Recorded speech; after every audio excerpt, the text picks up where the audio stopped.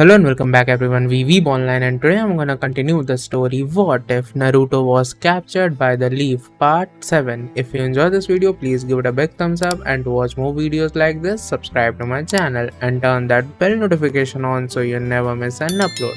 Now wasting no more time, let's begin. Sakura imagined a different landscape than Itachi had intended.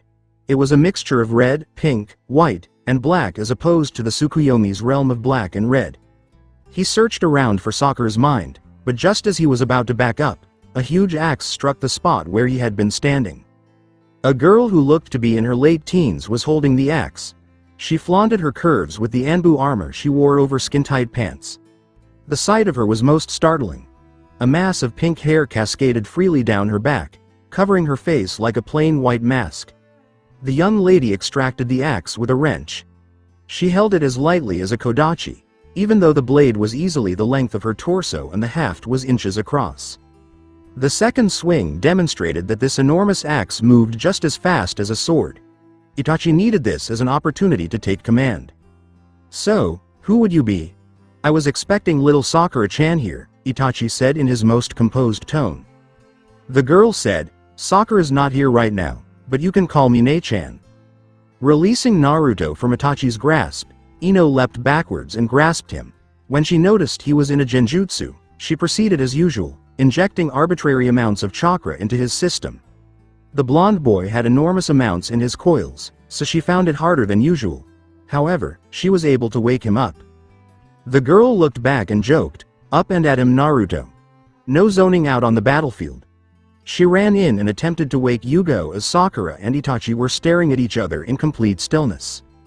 Itachi attempted to use a genjutsu on this Ne-chan, but he was unable to make eye contact because of the reflective lenses covering her eye holes. He had no choice but to give it another go. This girl could only exist inside the girl's mind as a secondary personality. Real time was passing, even if slowly, and he would need to deal with this quickly as he did not have total control over the Tsukuyomi realm. Ne-chan crooned, "Ah, don't you want to play, Itachi-kun?" Before slamming her axe into him again. She tried to divert his attention, but the Uchiha just dodged again. "Ne?" he inquired. "You are a creation of Danzo in the girl's mind?" The girl laughed, but she continued to attack without pausing. Itachi had to keep going to avoid getting cut by the axe. Ne-chan, never letting up with her barrage of axe attacks, said, "Nope, I've been here since long before that. I just borrowed the look. That old red dress Imouto liked was not hardcore enough." "Multiple personality disorder then?" Itachi inquired further, still trying to figure out how to manage Sakura's behavior in this area. But the girl moved with ease, and the realm itself slowed him down. "Nope, just suppressed issues," Ne-chan remarked as she abruptly moved to give Itachi a forceful kick to the chest, surprising him. "Everything Imouto is not quite ready to deal with yet gets focused down here to me. She never loses touch with them or me. She just is not mature enough to handle it all completely. Funny, if we were still as innocent as when Kakashi tested us months ago, your first genjutsu would have worked. But too bad for you, our life has been harsh enough to force us a bit further apart." Itachi felt compelled to take action because he was aware of the potential severity of a psychotic MPD ninja. After narrowly avoiding another near miss that would have cut his cloak, Itachi asked, "So you are intent on becoming a separate personality then?" Ne-chan laughed as she managed to shock Itachi enough that he lost what little control he had over her mindscape. "Nope, insanity is not in the works. Speaking of insanity, you should be proud, Itachi. You not only managed to destroy your clan, but the only one you spared is such a basket case that he may never recover." The news shocked Itachi once again, but before he could react further, he felt pressure. Abruptly, the mindscape changed as Ne-chan took complete command again. It transformed into a vibrant field dotted with flower beds and training posts. "Now leave." As the Uchiha were driven out, she cried out. Ne-chan nodded and said aloud to herself, "No insanity for me," as she swiveled her head to check that everything in her realm was as it should be. "I am already getting closer to her once more as Imouto gains the maturity to deal with every aspect of ninja life and acknowledges her emotions. My goal will be lost and we'll just be Sakura after she ages a little, gets intoxicated a few times, and gets laid a few times. I am so excited." Ne-chan's mask vanished, and she grinned as she laid the massive battle axe across her shoulders and strode toward a door that materialized, revealing a bedroom beyond. The armor vanished along with the axe, and she collapsed onto the bed. Nei-chan thought as she went back to her pre-Itachi activities, I can't wait for the real deal eventually. Itachi, driven from Sakura's thoughts, shook his head. In actuality, nearly 10 seconds had passed, but in that time, a lot could happen in a fight. Sakura pressed her attack without realizing that time had stopped for her as Ino was just waking up Yugo. As he moved in time, the girl with the pink hair was able to cut the cloak's trailing sleeve. Sakura rolled with the blow and got to her feet, ready to launch another attack, but Itachi retaliated with a kick to her chest. Sakura teasingly said, Naruto hits harder than that, Itachi-chan. Itachi ceased to suppress his strength and scowled at this genin's audacity. With his fist buried in Sakura's stomach and her hunched over his arm from the blow, he appeared as though he had phased out. To his dismay, the hidden armor kept the fist from entering her abdomen. Before he could respond, he withdrew in time to save himself from Yugo's beheading blow. After rousing Yugo, Ino withdrew back to Naruto and Gaara. She saw Naruto was still sitting with his face rubbed in the sand. Muttering, it won't come off, I can't get rid of it. Shaking the blonde boy, Ino exclaimed, snap out of it, Naruto. She saw that he still had that distant look in his eyes, as though the genjutsu still had some effect on him. She scowled as she adopted a more direct strategy, giving Naruto a firm peck on the cheek. Naruto was completely awakened by the blow, and he blinked wildly as he looked around. Ino commanded, focus on Naruto. We are in the middle of a fight here. Naruto gave a quick nod, his mind healing from the genjutsu as his awareness increased and his focus came back. Kisame was being attacked by Hayate and Baki, but the swordsman ninja was more than capable of repelling them both. He exclaimed, finally, a decent workout. While fighting seemingly effortlessly, he returned the kick to Hayate and struck Baki. Then, as Hayate got back into the fight, he kicked Baki out. Grinning, Kisame fought both Baki and himself to a standstill when he closed in again. Now that her first task was finished, Ino attempted to enter the battle. While the boys were gathering themselves, the blonde ran toward the dueling swordsman. She attempted to use the mind destruction jutsu of her clan on Kisame, but Samahata absorbed the attack's chakra before the missing ninja could be affected. With a lazy backhand swing, the shark-faced ninja released a large amount of blue chakra from Ino's body. As the sword tore at her chakra, Ino collapsed to her knees. As he leapt toward Ino and raised his sword to strike the blonde girl down, he exclaimed, oh, little girls shouldn't try to play with the big boys. They might get hurt. Before the blow could have struck, Ino had no time to move, but she was dragged into the sand and out of sight. She emerged from it shortly after, standing beside Gaara as Hayate and Baki resumed their fight with Kisame.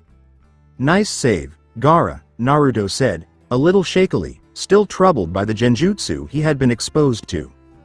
Thank you, Naruto, said a hesitant Gaara, building a sand shelter and putting Ino inside while her chakra healed. Did you mean what you said before they attacked? That I've changed over the past few months? Of course, Gaara, Naruto grinned at the red-haired sand ninja. I don't know much about you, but if Ino considers you to be a friend and such, that implies you are a decent person and someone worth getting to know. You were referred to as a monster, but how are they to expect a child to keep a real monster at bay on their own? They mistook me for the monster and me for the person imprisoning it. However, you developed and reclaimed control over it. People now recognize you for who you are. They perceive Gaara as more than just the hostage you hold. Itachi had reclaimed the upper hand in that battle and had backhanded Yugo away from him, so Naruto turned to face Gaara and yelled, I need to help them, then lunging toward the Uchiha. Pushing Baki and Hayate aside, Kisame charged the teenagers who were standing back from the altercation, saying, well, I see a target and something I want is inside you, so that means I have to take you along with it. Samahata liked his chakra and wants the rest of it, Gaara said, baiting the teens, as he grabbed Ino and leapt back from the attack while Hayate and Baki attempted to engage Kisame. Kisame paid them no attention. The mist ninja turned to face Ino and ran straight after her again, but Baki and Hayate gave chase, but no one would reach the girl before Kisame did. Gaara scowled and held out his hand. Sand rose up around the blue ninja, but Kisame swiped the monstrous blade to clear his path. The massive shark-toothed blade absorbed the chakra from the sand, rendering it harmless. Ino tried throwing explosive tagged kunai, but the sword pulled the chakra from them and they just fluttered in the breeze once the kunai impacted the ground. Between Ino and Kisame, Gaara raised another wall of sand, but the blue ninja just kept hacking it to pieces as quickly as Gaara could build it. Yugo was struggling to get back on her feet when Naruto approached, but Itachi turned to face the blonde teen. Sakura was in rough shape as she was still trying to breathe in gasps from that stomach blow. Itachi said, "It is your fault they're injured, Naruto-kun," but Naruto simply drew his own sword and struck, focusing his attack on Itachi's chest. "I spared them no harm."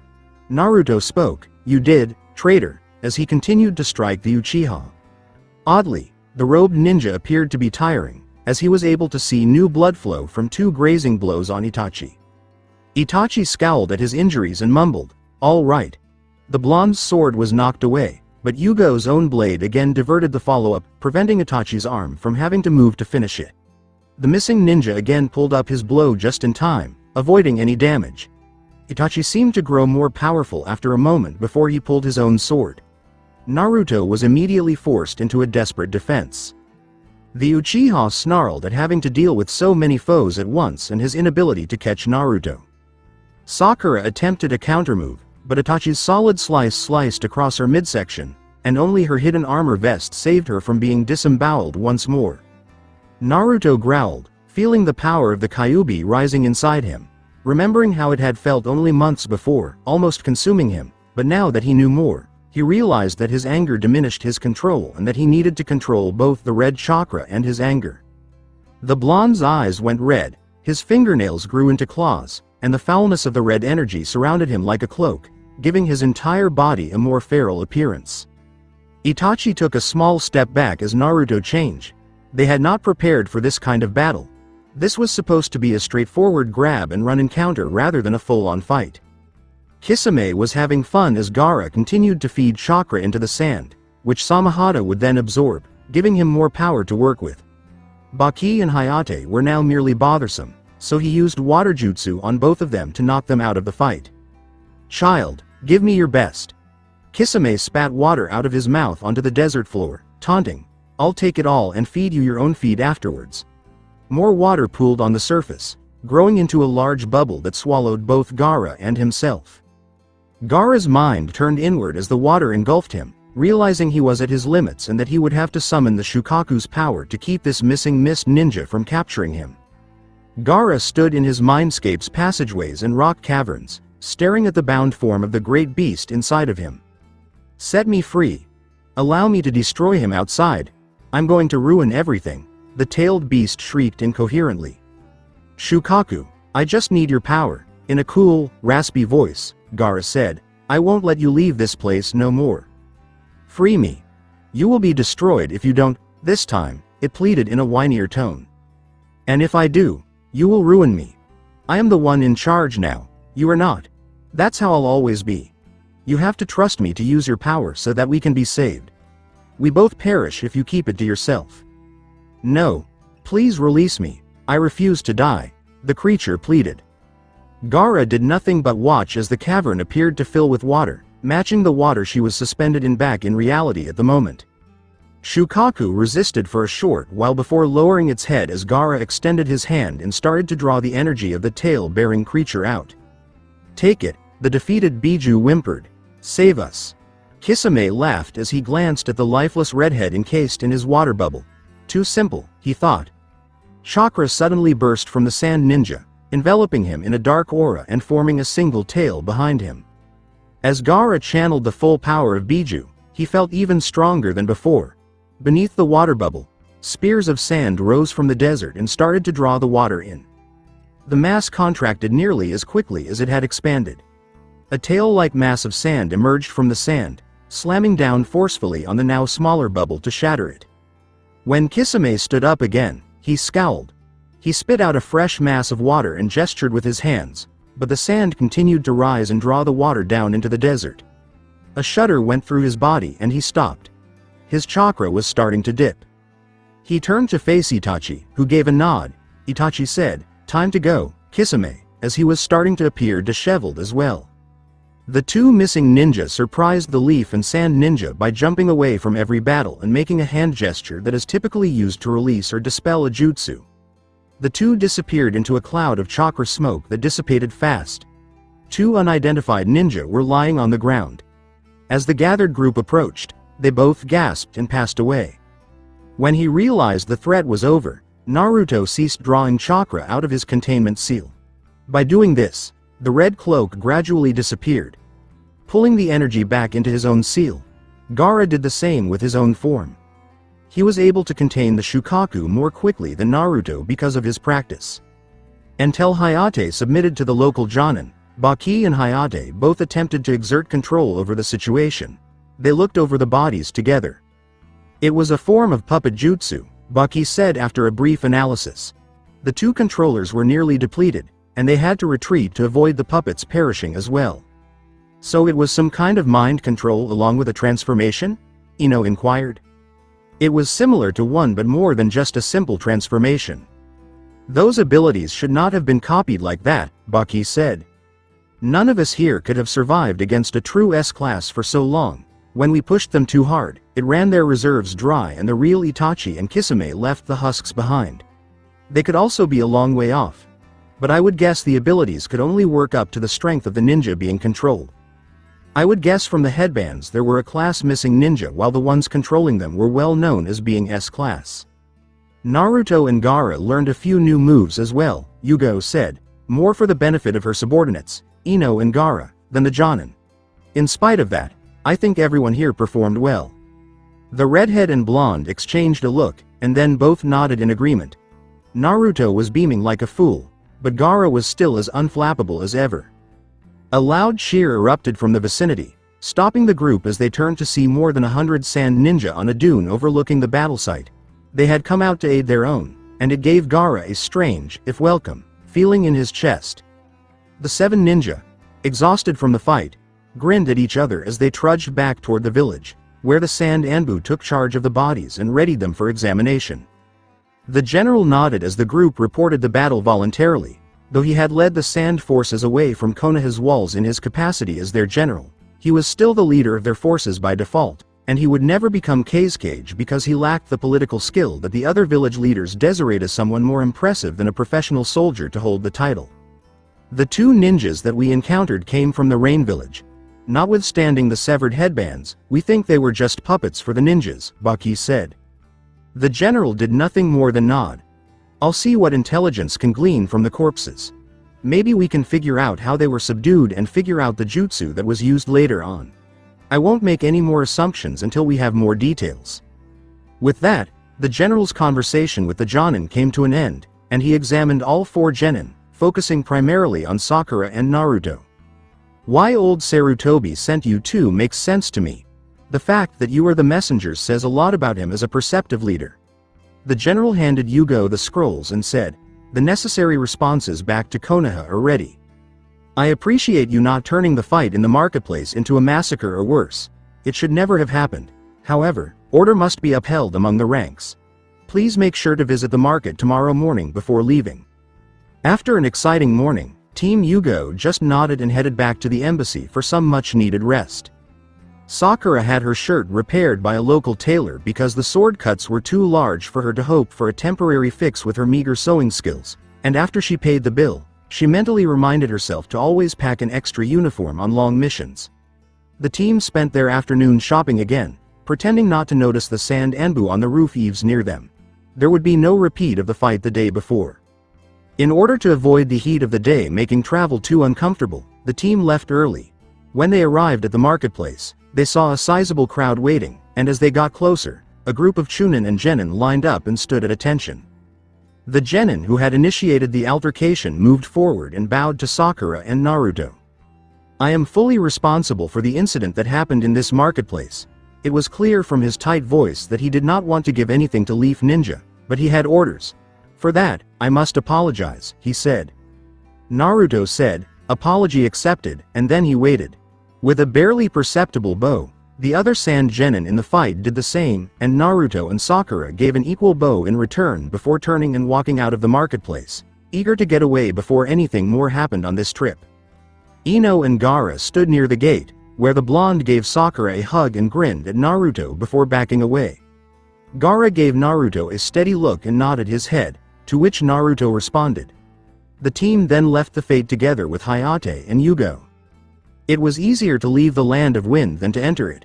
Once they were clear of the village, they could move at full speed, and though the day grew hotter, they did not let up much. The mission was getting close to its conclusion, and since they had spent 3 full days in Suna, they had to get back to Konoha as soon as possible. After pushing through into the late evening to leave the land of wind, the team camped out by a small stream in the land of rivers. When they reported back to the Hokage, Yugo was satisfied with their maturity and progress on the mission, which helped her decide on a course of action. Naruto sat his watch, thinking about what had happened in Suna, and he did not sleep well when he had the chance. It was easier to travel on the second day and they could still be back in Konoha by mid-afternoon. However, another late evening took them into the southern part of the Land of Fire before they stopped, and Naruto did not sleep well that night either. The previous day's morning proved to be cloudy, so Yugo ordered them to stick to the roads.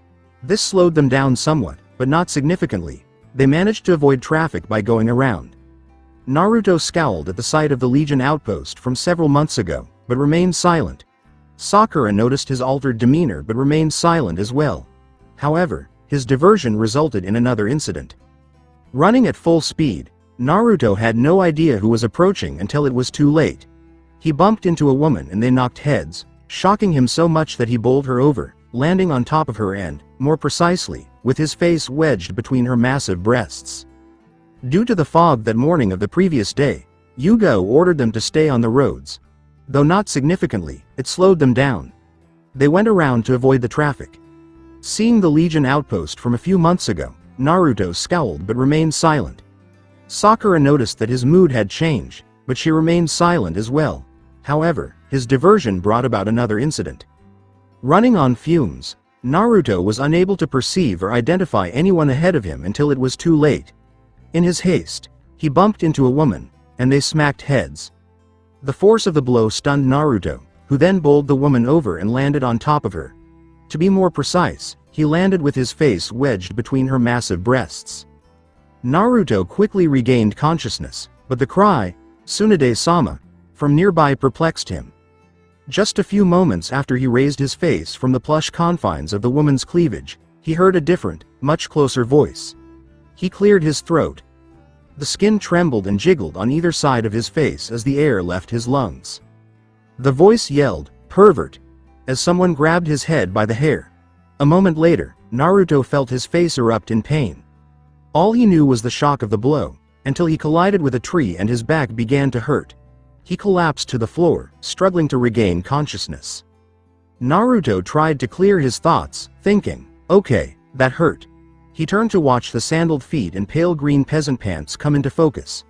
Just as the woman was about to kick him, a few more pairs of feet stepped in. As Naruto stumbled to his feet, the woman yelled, "Move!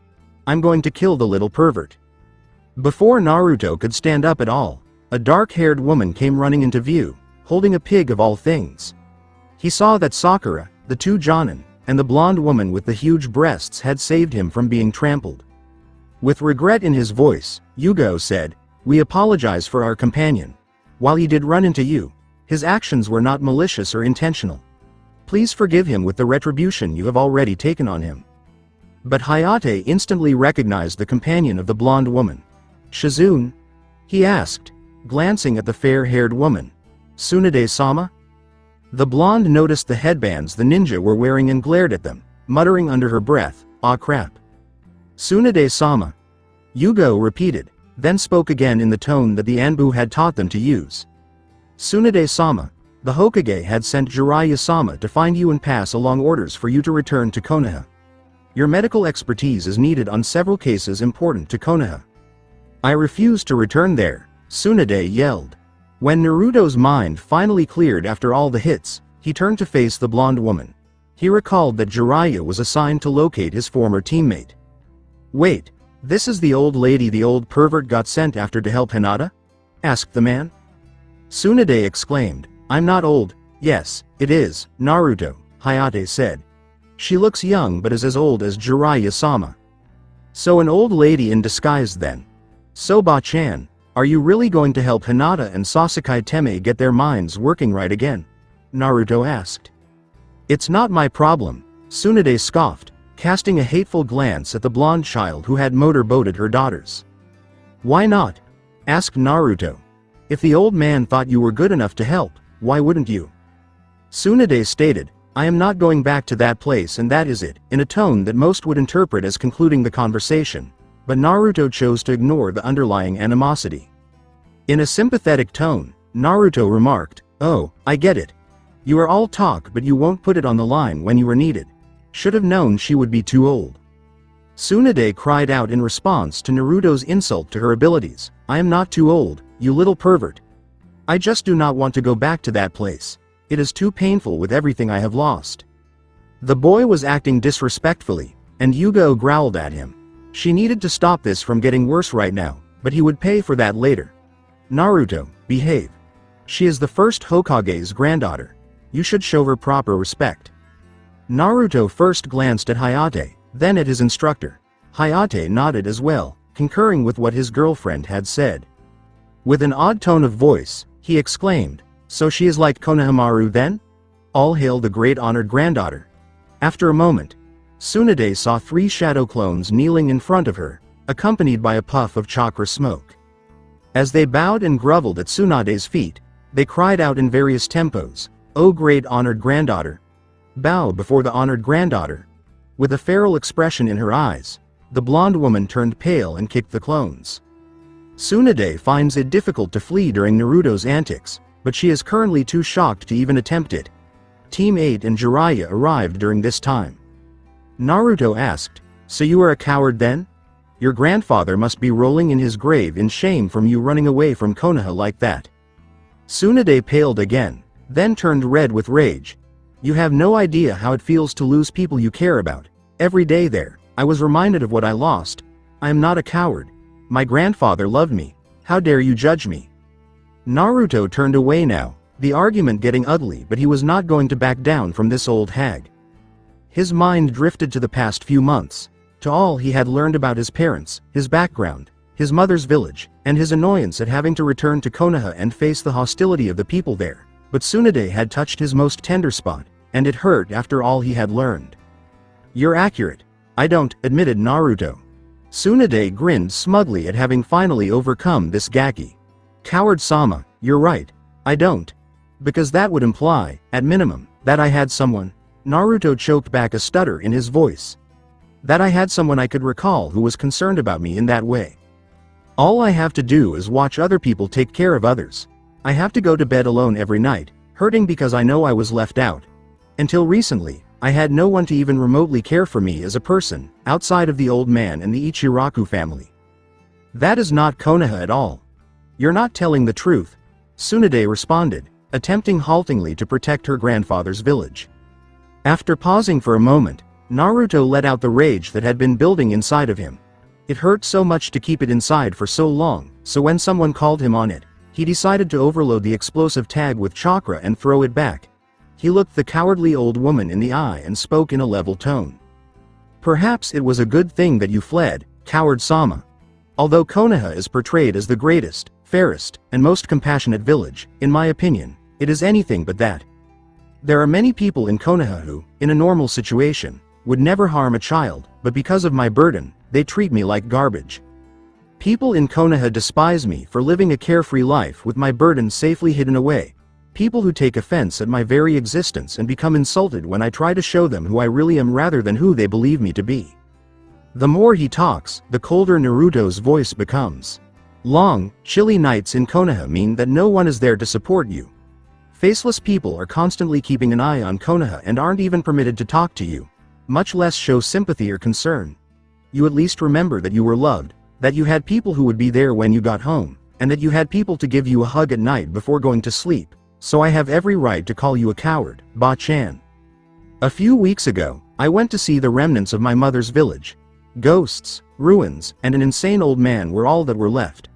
I was treated better than most Konoha people have ever treated me by strangers who never knew more about me than I did. All I had to do to gain their respect and kindness was to let them know that I had assisted them. After a brief pause, Naruto approached Tsunade, his cold, harsh, and angry whisper audible only to her. His gaze locked on her, imprisoning her in his icy, cerulean grip while his pain, hate, and rage kept her from moving away. I wish I had it as simple as you do. I would give up everything I am and everything I ever had to experience growing up just once, and you threw away something by running off. Naruto pivoted and strolled towards Yugo. Yugo-sensei, can we go back to the village? Before anyone could respond or stop him, Naruto leapt into the trees and vanished into the boughs. The smell of cowardice here is making me sick. The anger and hate Naruto had been radiating toward her made Ki seem tame, and Tsunade was too shocked to even attempt to stop him from leaving. She had not been prepared for such a thing from a genin. How does he survive there if he detests it so much? Why does he return voluntarily? The others could hear Tsunade's whisper in the hush that Naruto had left behind. Sakura looks at the newcomers and realizes she can't divulge all of Naruto's secrets, so she answers the rhetorical question without disclosing his ancestry. Sakura spoke with firmness and a hint of fire in her green eyes. You know why he goes back. You know his burden. They would not simply let him leave. But he goes on because that is who he is, she said. He gets knocked down and he makes himself stand back up. People torment him and he endures. He smiles for them and plays the idiot when by all rights he should be down in a ball crying or releasing his captive and killing them all. She looks directly at Tsunade, much like Naruto did. Tears in her eyes but also steel as she glares at older woman. Despite how he was treated, he will not give up. He can find the good in people that even they do not know is there. He makes you believe in him by simply doing the impossible. Until recently, I was one of his biggest detractors. My personal shame is that I abused him in the academy because it was approved of by the teachers. He stood by me when I failed my original genin test. He even offered to let me hit him just to make myself feel better. He protected me when Root was going to brainwash us, even refusing to abandon me to die instead of saving himself. During the recent invasion, I was willing to go to my death to protect him and he still came to my rescue in spite of a near-death wound. He is that determined to protect the people who matter to him, to those that recognize him. Weigh that against your loss and decide who had it harder. Your pain and loss, while tragic and hurtful, is so very small compared to his. You knew love of family, friends and the respect of the people around you to comfort you in your dark times. He had nothing. Can you even imagine what must it be like to have nothing? Not even the smallest of happy memories to look back on in the middle of the night? Could you have survived his life? I seriously doubt it. I know I never could have done so. Sakura paused to make sure the blonde woman was paying close attention before saying, I can tell you one more ironclad fact about him. Senju Tsunade-sama. You like to wager, so here is one bet even you cannot lose on. He is Uzumaki Naruto and one day he will be Hokage. Sakura then spun around and followed Naruto into the trees. After bowing to Team 8 and the two Sannin, Yugo and Hayate set out to pursue their charges. Tsunade was furious and embarrassed at being talked down to by two children, and she stood trembling. The shame burned hotter in her chest when she realized they were exactly right. Jiraiya takes the time to formally deliver Tsunade her order to return to Konoha and Hiashi's request to investigate Hinata's mental health concerns. The buxom blonde knew she had to follow the orders given to her after touching them and saw the Hokage seal on the recall order. This was the only way she knew to let go of her frustration. She swings around and punches Jiraiya via a tree. Tsunade-sama. Shizune inquired quietly. Tsunade gave her apprentice a stern look, but she also softened it. For the time being, Shizune, we are returning to Konoha. I have to show Agaki incorrect, she said, then pivoted and proceeded towards Konoha. Hi, Shizune chirps, almost delighted to see that Tsunade is beginning to act like the person she was almost 15 years ago. Passionate and driven, even if it's just because she's mad at a big-mouthed child. After emerging from the broken tree relatively unscathed, Jiraiya turns to face Team 8 and says, go back to the village and let them know that Hokage Tsunade has been notified and will be back soon. We should be there in a few days with me going with her. Tsunade glares at Jiraiya, and Team 8 bows and leaves as the Toad Sage jumps a few trees and lands beside his old teammate. Jiraiya, are you babbling me back to that place? She grits her teeth. No, I'm just walking an old friend home. He smiles. You should be briefed on all that has happened. The more knowledge and information you possess, the more powerful you are. At last, Tsunade grudgingly nods in agreement. Tell me about Uzumaki Naruto, she commands her friend and former teammate. Since they were not in Konoha yet, it fell into a gray area. Tsunade was technically cleared for the knowledge as of her last security rating. Jiraiya sighs at that, knowing he must make full disclosure in spite of a few laws stating otherwise, but she would know he was holding back. Then, in the stillness, he said, Uzumaki Naruto, son of Minato and Kushina. The day he was born, the Kyuubi got free from Kushina and rampaged for a short while before Minato sealed it again in Naruto with the Death Reaper seal. This raised an eyebrow. Why would he need to employ such a seal? The seal on Kushina was far better than one powered by sacrifice, Tsunade demanded. The seal on my grandmother shouldn't have broken. The seal was manipulated to fail. It wasn't defective in any way, so an outside party helped with the release. Kushina made it to the end of her life alongside Minato. As he used the dead demon-consuming seal to draw half of the 9 tails inside himself and the other half into the infant and seal it, she was using her chakra to hold it in place. After that, Sensei assumed command and was elevated to Hokage once more with the daimyo's approval. He had planned to leave Naruto with a number of family friends until he was old enough to go to school, but the wrong people refused to accept or let it happen because they knew what he carried. He was viewed by most as less of an Ada and became an outcast. His caregivers always seemed to have fatal accidents. By the time he was 5 years old, he was living alone with an Enbu guard watching over him from a distance. We suspect various sources for this. Sensei established a law prohibiting discussing the Kyuubi and his condition with anyone, but it only applies to public behavior and complies with the letter of the law rather than the spirit of it. Rather than give the boy a fair shot at life, the majority opted to carry on down the deplorable path of ignoring him. They wouldn't have to acknowledge him if they couldn't see him. Nobody gives him the benefit of the doubt even though the parents poisoned the kids. The loss of him would not be felt deeply by many in Konoha. The academy's instructors purposefully put him under duress and attempted to make him fail. Despite his ignorance, he is a genius in his own right. He improvises and adjusts more quickly than anyone I have ever met, not even Minato. When you combine that with the obstinacy of an Uzumaki, you have a potent combination that has the power to alter the region for better or worse. He would be nearly unstoppable with just a fatal blow if the Kyuubi was powering him, but that would release the 9 tails. The worst thing, though, is how brittle his mental state is. Beneath it all is a lost and lonely little boy who just wants to be loved. Right now maybe a half-dozen people exist in Konoha whom he could call friend. Sakura, the girl you just met, his teacher Yugo, Sensei of course. The Ichiraku family. I believe they are all that he has he can trust at all. Iruka, his last teacher, could be considered a second-tier friend along with a few others he met. Asuma and Team 10. A few shop and restaurant owners that treat him fairly. Blue Aardvark took a recent liking to him as well. In a hidden village of over 30,000 residents, that is pitiful. The last few weeks I don't know about as I have been looking for you, but something big happened in Sand a few days ago.